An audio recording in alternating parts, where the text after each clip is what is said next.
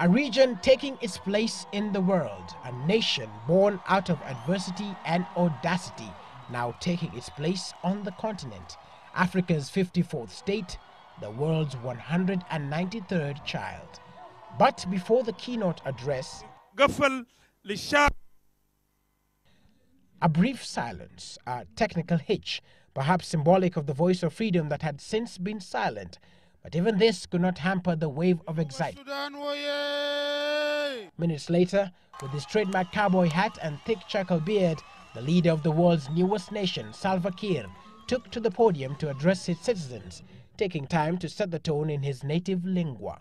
For Kiir, it has been a long journey, especially taking cue after his predecessor, Dr. John Garang de Mabior, died in a 2005 air crash, and he was cognizant of that fact.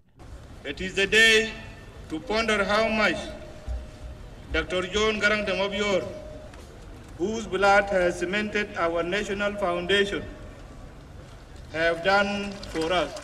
He was, however, categorical that for the cog in the nation's wheel of destiny to continue turning, sobriety must be embraced and a commitment to development eschewed. While the pillars of the house are important, its foundation is even more critical.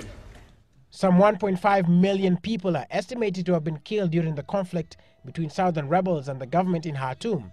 It is against this backdrop that Salva Kiir offered amnesty to those willing to surrender weapons and embrace peace, whilst calling for unity among neighboring states. Our people will never again have to cross our borders in search of security.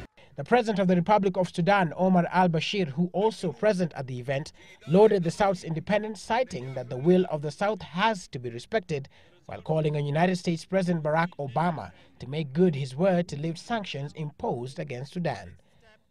So, indeed, history was written for Africa, but the journey for South Sudan now begins, for even as it takes its place on the table of other citizens of the world, it faces the enormous task of staying and steering the course of development. Willis Raburu, Citizen Weekend.